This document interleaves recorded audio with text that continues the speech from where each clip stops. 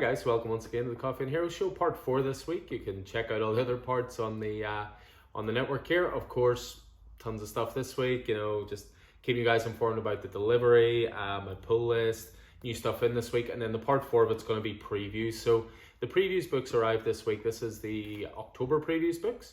So these will be titles that are shipping in December, maybe early January. There might be a few advanced solicitations as well. So as ever, hopefully you know by now, but if you're ever in the store, the previews books are in the corner over there. I'll have the previews board written up tomorrow as well, just to give you another place to see the titles that we're looking forward to most. Keith and I will do a podcast. We'll sort of go into a bit more detail, probably showcase more titles. But this is very much the too long didn't read section for the preview. So I'm just going to take you through this sort of creme de la creme of what I'm looking forward to. So I'm going to kick things off with the Marvel book. I know, shock horror, not start with DC. What can I say? And this is definitely the Marvel title looking forward to most, which is Devil's Reign. This is going to be a Daredevil-focused event spinning out of Chip Zdarsky's Daredevil run. And then we got the news that he's actually going to continue with his Daredevil run after this. But this looks fantastic. You can now see what Marco Cicchetto has been working on. This is going to be a 6-issue mini-series. Again, kicking off with a 40-page number 1, so sort of about size and a half of a normal comic book. So the story that's been building for years is here. Wilson Fisk went from kingpin to mayor of the biggest city in America and is going to bring his full criminal and political power to bear on the superheroes who call NYC home. The man who once destroyed Daredevil has set his sights on the Fantastic Four, Iron Man, Captain America, Spider-Man, Jessica Jones, Luke Cage, and more. And since it's Fisk, once he takes them all down, he's going to sign up. So yeah, you're also going to have villains in here such as Crossbones, Taskmaster, Typhoid Mary, Shocker, Whiplash, Rhino, Craven. So tons of great stuff to look forward to here. Brilliant art, brilliant writer. Yeah, definitely number 1 in my list, I have to say. Another one I'm looking forward to is Demon Days Rising Storm. I've spoke a little bit about these before. These are Peach Momoko written and drawn one-shots that essentially treat the Marvel characters as sort of Japanese lore, reinvents them in really interesting ways. This one looks like it's going to be focusing on Thor and Storm as well, so it looks really, really cool. Amazing Spider-Man this month. Just be prepared in December for a lot of Amazing Spider-Man. I count 5 issues in total. They do come with some ridiculously great looking covers, I have to say. This one's very rear windowy, right down to the fact someone's in a wheelchair up there, so that gets my vote straight away.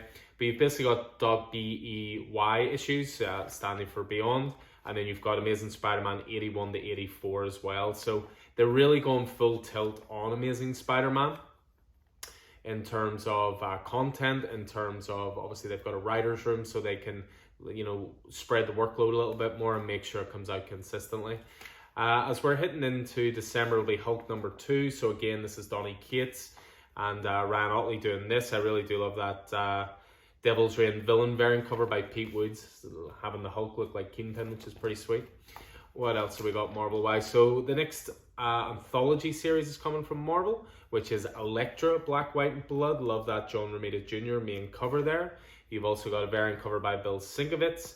And in terms of talent involved with this, for issue 1, you've got Charles Soule, Declan Shalvey, Leonardo Romero, John Romita Jr., Adam Hughes. Tons of great creators working on that, so we'll keep a lookout. Another one that would be high on my list certainly is King Konan. So this is going to be a 6-issue mini-series, and it's bringing back together the band from the start of the Konan run. And what I mean by that is Jason Aaron is writing and Mahmoud Asrar is on art. So Konan's last stand at the edge of the world. Jason Aaron and Mahmoud Asrar return to Konan in an all-new adventure that takes the story of the Chimerian further than has ever been revealed in any media to date. As Robert E. Howard posited, when King Konan grows restless on the throne, he sails west towards land and adventure unknown. Now I see the first step of King Conan's fateful journey from Aquilonia as an old and terrible danger threatens to end the saga of the Chimerian once and for all. Yeah, bring that on. Great talent involved. It's a continuation of what they've already done. Absolutely looking forward to that. We then have just a continuation of a lot of stuff. Venom, which hasn't kicked off yet. Ram V. Brian Hitch will be hitting issue 3 by this month. You've also got Captain America Iron Man will be hitting number 2. This one looks pretty cool, Wastelanders. This looks like it's going to be a series of one-shots from the Old Man Logan universe. So Marvel have done a couple of these where they've done the Old Man sort of universe. So what you've got here are one-shots. You've got Wastelanders Wolverine, Wastelanders Hawkeye, which spins out of Old Man Hawkeye, Wastelanders Doom, Wastelander's Black Widow, and Wastelander's Star-Lord. So it looks a pretty unique spin, you know, looking at those characters a little older. They're all one-shots. You can either dip in and out of the characters you like, or you can obviously go for all 5 and get the whole story. So yeah, tons to continue on with there. New Thor, new Strange Academy, new Warhammer, new Star Wars Crimson Reign. That's a new title, which is Charles Soule, Stephen Cummings on art. So this is going to be a continuation on from the War of the Bounty Hunter saga. You've got some really good looking omnibuses. We've got Savage She-Hulk coming out. We've got Savage Sword of Konan. We've got Star Wars by Jason Aaron omnibus. We'll make sure to get a few of those in. Just tons of really great stuff in the Marvel book. And as I say, far more than I'm going into detail on now. But again, just pop in. The books are in the corner. You can get a bit more info on that. Next up, we have the DC book. The DC book's a little thinner. It's a little more to the point and concise, which I kind of like. But tons of content in it as well. And of course, we're kicking things off with Batman 118 as my boy Joshua Williamson takes over the Batman title. So Joshua Williamson writing, Jorge Molina on art. New creative team, start of a new story arc as Batman leaves Gotham. As Gotham celebrates surviving Fear State, spoilers, Batman retreats alone into the darkness, but when he learns of a mystery involving Batman Inc., little throwback to Grant Morrison's run there, it forces the Cape Crusader to leave Gotham for a brand new adventure. Thrills, chills, and international intrigue await. So anybody who wants to be jumping on the Batman, this is your starting point.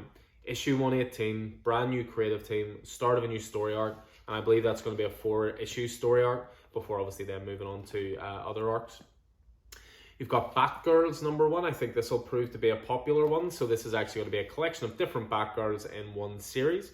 It's written by Becky Cloonan and Michael W. Conrad. Art by Jorge Corona. Sold. Artist of Middle West. I recently spoke on glowing terms on the podcast about Robin #4 that he did.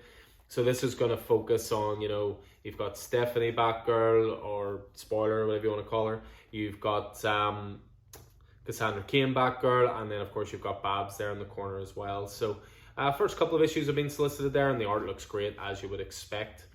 What else have we got? We've got some Dark Knights of Steel continuing, so that's the Tom Taylor Yasmin Putri series. Catwoman Lonely City is going to be hitting #2. I showcased #1 last time, and that's one I'm really looking forward to. A couple of class looking Black Label titles. So we've got Swamp Thing, Green Hell. So this is written by Jeff Lemire and art and cover by Doug Mahank, and this looks superb. I mean, any Swamp Thing I'm going to be on board with. It's from the creator of Sweet Tooth, Gideon Falls. You know, Jeff Lemire needs no introduction, and not only that, it's bringing back Alec Holland, so maybe a more traditional Swamp Thing. And then also from the DC, we have World of Krypton #1. So this is going to be focusing on Krypton before it exploded. This is going to be written by Robert Venditti with art by Michael Avon Oeming. And this is going to be a 6-issue miniseries as well. Explore Krypton like never before. What else have we got? So we've got a little bit of a showcase on Milestone, which is pretty cool. We recently just watched the Robert Kirkman's Secret History of Comics, and have focused on the Milestone stuff, which is really interesting. They are releasing a compendium, which is going to contain Blood Syndicate 1-12, Hardware 1-12, Icon 1-10, Static 1-8, Zombie 0-11, and Shadow Cabinet 0. So that'll be a really cool compendium to definitely keep an eye out for. A couple of big absolutes hitting as well this month. You've got Absolute Doomsday Clock and Absolute Metal. Now, Doomsday Clock is a no-brainer because I have the Absolute Watchmen. That'll slide in perfectly. Metal I'm a little bit more reserved on, simply because it's an odd amount of titles they've put in. I don't know if you guys remember Metal, but it kicked off with Dark Days, The Forge, and The Casting. Then you had the 6 issues, and then there was tons of other tie-ins and stuff. So you would think it would have The Forge, The Casting, then the 6 issues of Metal, and then maybe 1 or 2 one-shots. But it actually has the 6 issues of Metal, Batman Lost #1, and Dark Knight's Rising the Wild Hunt #1. So only 8 issues. I feel they could have pulled more from that, to be honest with you. But I love an absolute, so I'll probably end up banning it anyway. Yeah, then you continue on with all the continuing titles. You've got, you know, Aquaman, Green Arrow, Deep Target continuing. You've got Arkham City, The Order of the World. You've got Human Target, DC versus Vampires. You've got I Am Batman. So loads of good stuff towards the back as well for the continuing series. And then a couple of different trades being collected as well, such as Crime Syndicate, Legion of Superheroes, and so forth. So again, there's far more in that book that I just chatted about there, but that's just the nuts and bolts of it. So I'll finish off with the main previews book, and again, just go through this very quickly. I'm only going to pick out 4 or 5 things, yeah, right on, to guide you towards, but definitely jumping into Image first of all, because there was a couple of things worth pointing out. You've got the Scorched #1, so you're going to be continuing with the expansion of the Spawn universe. This is the Spawn superhero team-up book, so to speak, to then follow King Spawn and Gunslinger Spawn. One that really stands out for me is King of Spies #1. So this is a Mark Millar written title. Going to be 4 issues. Matteo Scalera on art, who's the artist from Black Science. I'm a big fan of Matteo Scalera. So for this one, it's the world's greatest secret agent has 6 months to live. Does he die quietly in a hospital bed, or does he make up for a lifetime of bad decisions? This looks great. Preview pages are great. The covers are great. It just looks like an older Pierce Brosnan Bond to me. What else did I want to point out? So you've got Stray Dogs coming back with a 2-issue little mini-series, which is Stray Dogs Dog Days. You know, we're big fans of Stray Dogs, and we were certainly trying to push it last time. I think people have maybe jumped on board a bit more this time after seeing what it was actually started to be worth after a while. But one I definitely wanted to point out was Snow Angels Volume 1. So this is a trade paperback collection of a digital series. It was a Comixology original written by Jeff Lemire, him again, and art by Jock. I chatted to Jock about it a little bit on the podcast. I did ask if it was going to be hitting print, because I just can't do digital comics no matter how hard I try. But yeah, I'm really happy to see that getting a trade paperback collection, because that's definitely the way I'm going to be reading it. Moving on to Boom, there's one that actually caught my eye. Stephen pointed it out to me, and I'm not a Buffy guy at all. But if something says, for fans of Wonder Woman Dead Earth, Batman Last Night on Earth, you might have my attention. It's called Buffy the Last Vampire Slayer, and it's going to be dealing with an older Buffy in a post-apocalyptic world. That actually sounds really interesting to me. So you never know, I might actually just get my first taste of a little bit of Buffy. So yeah, there's a few other continuing series through Boom, things like House of Slaughter continuing regarding the matter of Oswald's body, etc. So a couple of good ones there. Moving on, I wanted to go to Aftershock, and Maniac of New York is coming back, which I'm very happy about. The Bronx is Burning, so this is the follow-up series from Elliot Callan and Andrea Muti on art. Love the first series, have the trades already pre-ordered, so if you're late to the party on that, get on board, because it is class. This advert really caught my attention as well. Big Man Plans. This is one of the most politically incorrect books you'll ever read, from Eric Powell, who's the creator of The Goon. But take it lightly, and it's just really funny. And they're actually released an expanded edition with the tagline of, "Yeah, it can get worse," which is just class. I'm really looking forward to that. What else have we got here? So a couple to point out from AWA Studios. I know I've already pretty much passed my 4 or 5. But these 2 are high on the list for me. Both written by the same writer, John Lees, who I'm a big fan of through Sync. But he did a great horror series for AWA called Hotel, and it's coming back with a volume 2. So bring that on, please. Dalbor Talahich on art for that. So 5 more interconnected stories chronicle another harrowing week at Perot Courts, the mysterious roadside motel where lost souls make their last stand with the demons that haunt them. And then the other title he's doing, he's a big wrestling fan. So straight away, I like John Lees, obviously. And he's reunited with his Sync artist, Alex Cormack, and they're doing Crimson Cage, which is a wrestling-based comic book. Bring this on and inject it into my veins, please. This is going to be, I believe, a 5-issue mini-series. Double, toil and rumble. Brace yourself for a no-holds-barred reimagining of William Shakespeare's Macbeth. New Orleans, 1984. Chuck Frenzy is the main event star of the local Louisiana pro wrestling territory, but yearns for something greater. A fateful encounter with a trio of terrifying beings in the bayou gives Chuck a glimpse of championship glory beyond his wildest dreams, if he is willing to do something terrible to achieve it. Come on, wrestling, horror, creators of Sync.